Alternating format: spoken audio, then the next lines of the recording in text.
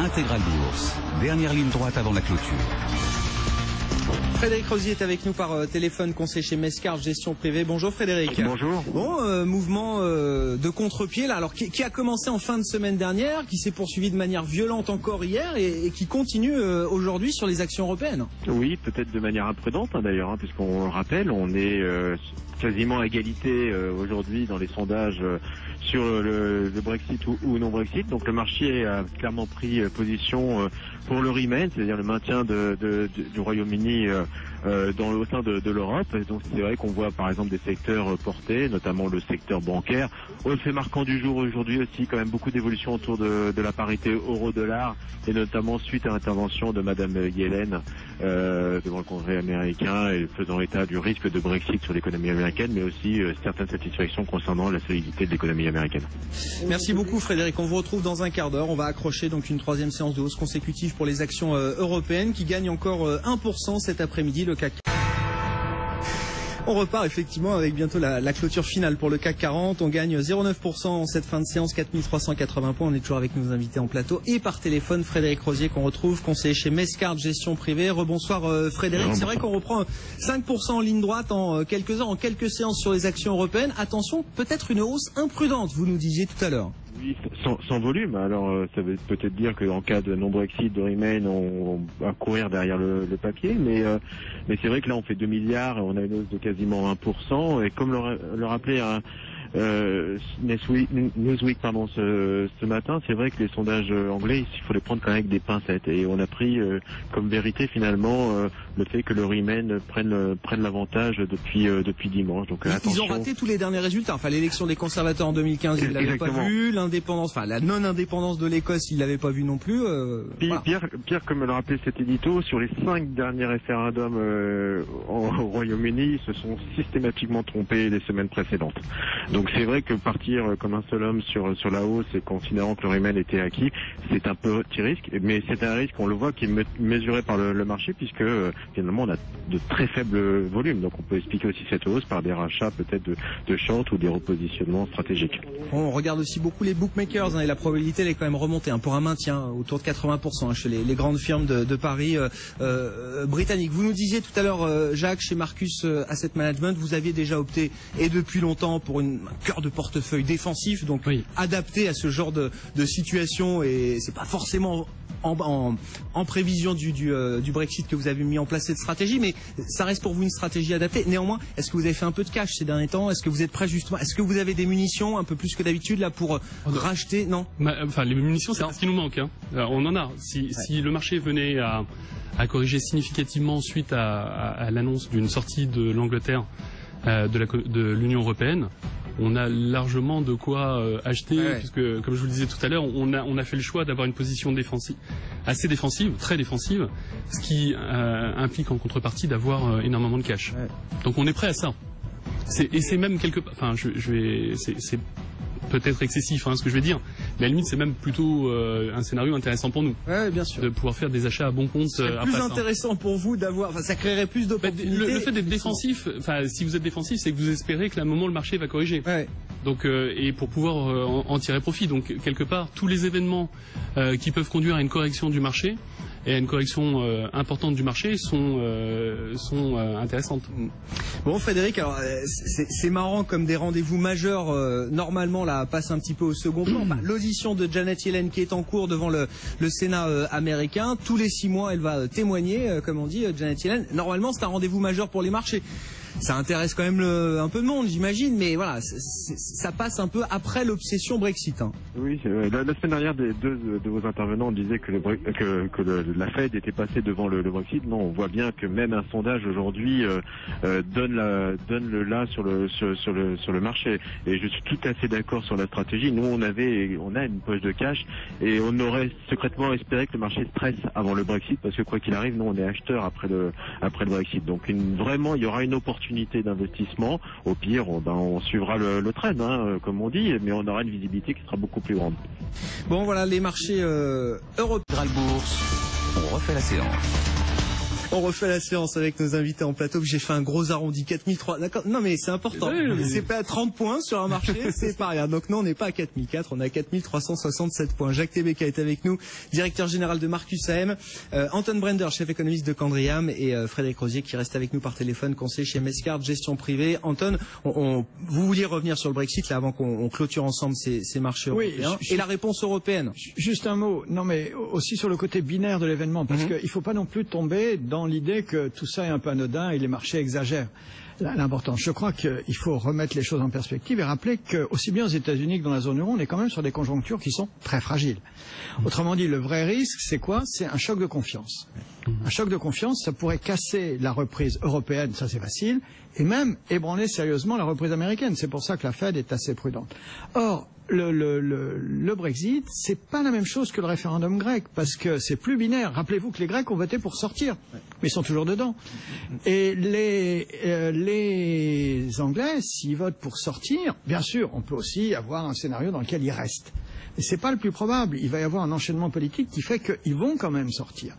Et ça, ce processus-là, s'il se passe mal, et il peut se passer mal, en tout cas on peut pas exclure, ça peut dégénérer en choc de confiance au Royaume-Uni, c'est une certitude. Peut-être même en Europe, si du côté européen, on est incapable de gérer les choses correctement. Et tout ça fait que les marchés n'ont pas complètement tort de s'inquiéter, vraiment, vous voyez, de ce Brexit, parce que avec des conjonctures fragiles, vous donnez une grosse pichenette, enfin une petite même, et celle-là va être grosse, eh bien vous pouvez arriver à des choses beaucoup moins positives que ce qu'on a en tête. Ça veut dire aussi, je parlais de la réponse européenne, qu'on intègre de facto l'idée que la réponse européenne ne sera pas à la hauteur. Vous connaissez l'état des gouvernements européens, vous connaissez les échéances électorales, il y en a qui n'ont pas de gouvernement, il y a l'Espagne qui va voter, on ne sait pas ce qu'ils vont voter, il y a l'Italie qui fait un référendum, l'année prochaine les élections en France, tous ces gens-là, au niveau national, eh ben, ils ont des préoccupations locales, ils ont un pouvoir qui est relativement érodé par la crise des réfugiés en Allemagne, etc., etc. Et tout ça fait que la capacité de réaction de l'Europe, elle n'est pas certaine, pour dire le moins.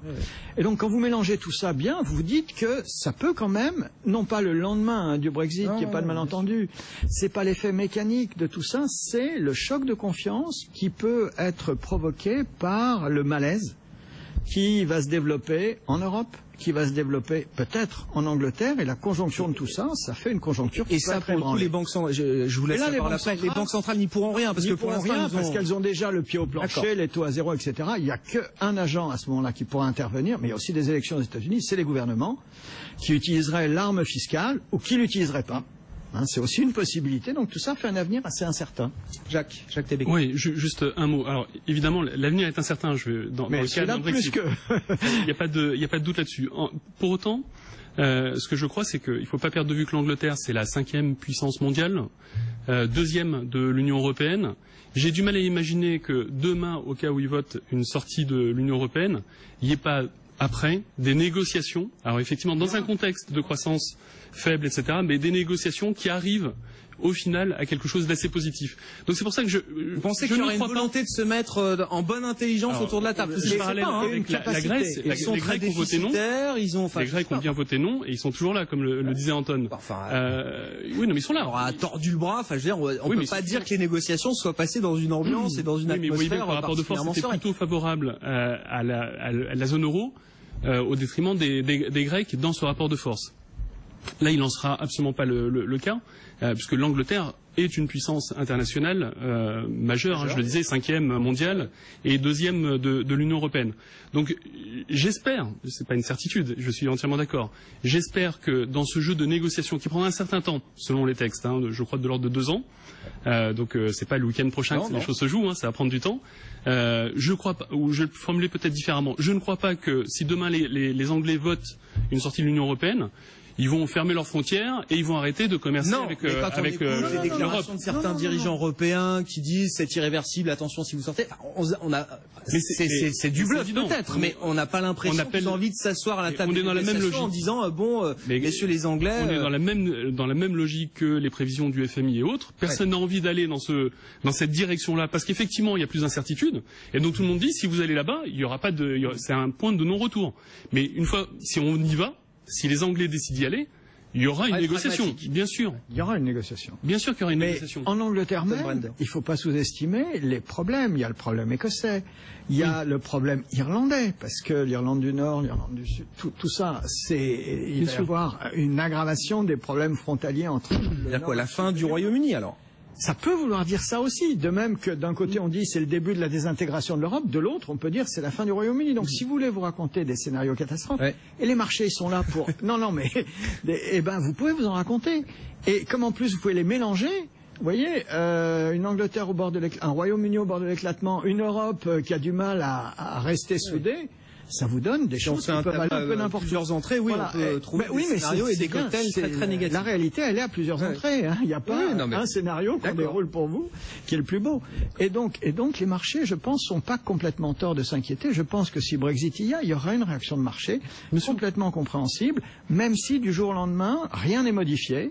Mais la simple perspective qu'il peut y avoir des bouleversements profonds à terme, des scénarios, spéculer sur et plus on va voir que des deux côtés l'incertitude politique est importante, l'indécision politique plutôt, et plus les choses vont devenir compliquées. C'est pas une certitude, c'est une possibilité. Bon, est-ce qu'à l'inverse, Frédéric, est-ce que si c'est un maintien du Royaume-Uni dans l'Union européenne, est-ce que c'est un soulagement durable pour les investisseurs? Est-ce que l'horizon s'éclaircit miraculeusement, ou est-ce qu'on va tout de suite se retrouver d'autres sujets de focalisation, d'autres obsessions là?